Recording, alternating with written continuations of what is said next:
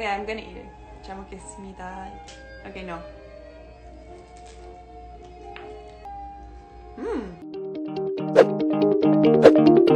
러시아 우크라이나 전쟁이 벌써 2년이 넘어가고 있습니다. 상황은 여전히 호전될 기미가 보이지 않는데요. 이 전쟁 때문에 지금 전 세계적으로도 많은 영향을 미치고 있죠.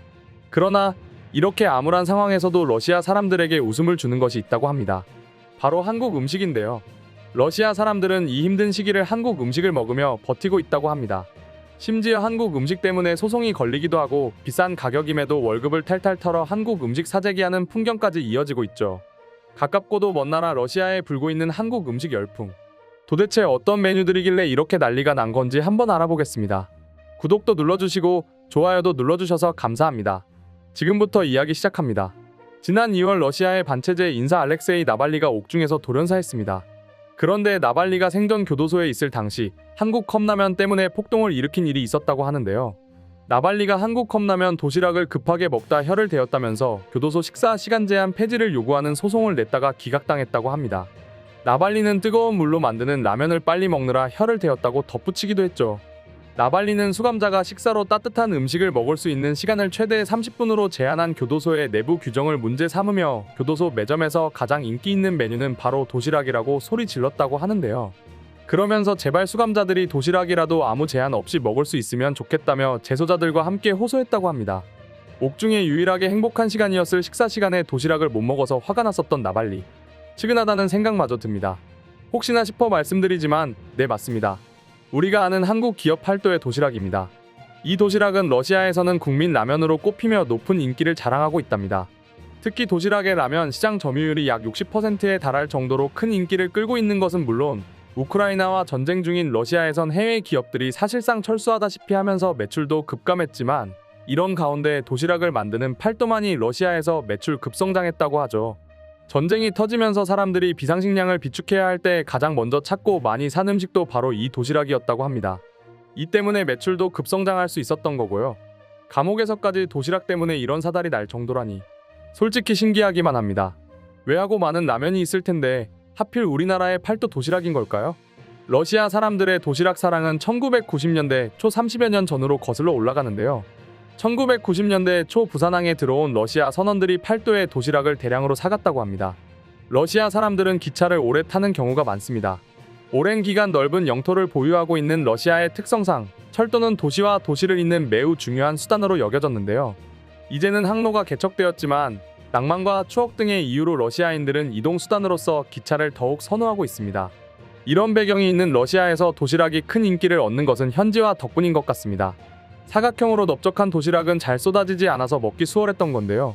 이 때문에 도시락은 국내 컵라면 중 유일하게 용기를 사각형으로 유지한다는 독특함이 있습니다. 또 도시락에 마요네즈를 넣어 먹는 러시아 소비자들의 취향을 반영해 마요네즈가 들어간 제품을 만들거나 포크도 넣어주고 있죠. 간편한 용기 형태로 뜨거운 물만 부으면 즉시 섭취할 수 있어서 편의성 측면에서도 러시아 사람들의 마음을 사로잡을 수 있었고요. 이 덕에 러시아에 수출된 도시락은 2019년 러시아 누적 판매량 50억 개를 달성했고 러시아 내에선 컵라면을 도시락이라고 부른답니다. 우리에게 익숙한 데일밴드가 고유명사가 된 것처럼요. 러시아 특허청에서 부여하는 저명상표까지 받을 수 있었는데요. 한국과 다르게 러시아는 아디다스와 샤넬, 펩시 등으로 세계적으로도 인지도가 높은 기업의 경우에만 상표권을 인정해 주는 것으로 유명합니다. 어찌 보면 인지도가 없는 브랜드라면 위험할 수도 있는데요. 이렇게 저명상표로 등록된 상표가 200여 개에 불과할 정도로 엄격한 심사 절차를 자랑하는 러시아 특허청이 도시락에 상표권을 인정한 것이죠. 지난 2021년 4월 8일 자로 저명상표 도시락에 대하여 권리를 부여한 바 있답니다. 이는 225번째 저명상표로 한국 기업 최초의 성과라서 의미가 깊습니다. 러시아 특허청에서 팔도 도시락의 저명성을 공식 인정함으로써 추후 별도의 갱신 절차 없이 반영구적으로 등록이 유지된다고 언급했고요. 흥미로운 점은 러시아 내에서 인기 있는 한국 상품은 도시락뿐만이 아니라는 겁니다. 현재 러시아 시장에는 다양한 한국 식품들이 진출해 있는데요. 오리온의 초코파이와 비비고 만두, 롯데 칠성음료 밀키스 등이 대표적입니다. 이들의 공통점은 모두 현지 입맛에 맞춘 다양한 종류의 제품을 출시한 것이 특징이고요. 우선 초코파이는 우리가 잘 알고 있는 오리지널 버전에 더해서 초코칩, 체리, 딸기, 비엔나, 케이크 등 총 14가지 종류가 팔리고 있습니다. 그 중에서도 다양한 과일 종류의 맛이 포함되어 있는 제품들이 인기인데요. 이는 차와 함께 베리류 간식을 주로 곁들이는 러시아 사람들의 문화에도 알맞아 사람들이 반응했다고 합니다. 밀키스도 인기랍니다. 한국에서는 보지도 못했던 다양한 맛이 러시아에는 있는데요. 일반적인 밀키스로 시작해 멜론, 파인애플, 포도, 사과 등 총 11가지 종류나 있다고 하니 정말 신기하죠? 아마 러시아 사람들은 날이 워낙 춥다 보니 다양한 과일을 맛보기 어렵잖아요. 그래서 그런 점을 겨냥해 만든 맛들이 인기를 끈 것 같습니다. 아이스크림도 빼놓을 수 없습니다. 한국 아이스크림은 주로 러시아의 소매 체인을 중심으로 판매되며 일부 매장에서는 한국 아이스크림이 전체 수입 아이스크림의 3분의 1을 차지하기도 한다는 러시아 매체의 보도도 있는데요. 모스크바의 대형마트에서는 메로나, 수박바, 스크류바 등 한국 아이스크림만 판매하는 전용 냉동고도 등장했다고 합니다. 실제 러시아 소매점에서 판매하는 한국 아이스크림의 가격은 100루블에서 250루블, 하나로는 약 1,500원에서 3,700원 사이로 러시아산 제품보다는 비싸지만 러시아 사람들은 고가에도 불구하고 한국 아이스크림을 먹겠다고 하는 중이고요. 사실 몇 년 전만 해도 러시아에서 한국 식품을 구입하기 위해서는 대중교통을 타고 아닌 타운까지 이동해서 어렵게 구매해야 했지만 이제는 상황이 많이 달라졌습니다. 웬만한 도시의 러시아 마트에서도 한국 음식을 쉽게 찾아볼 수 있고 러시아 사람들도 한국 식품이 러시아 마트에 있다는 사실에 더 이상 놀라워하지 않죠. 이처럼 러시아 현지에서 한국 식품의 대중화는 해가 지나면서 점차 가속화되고 있습니다.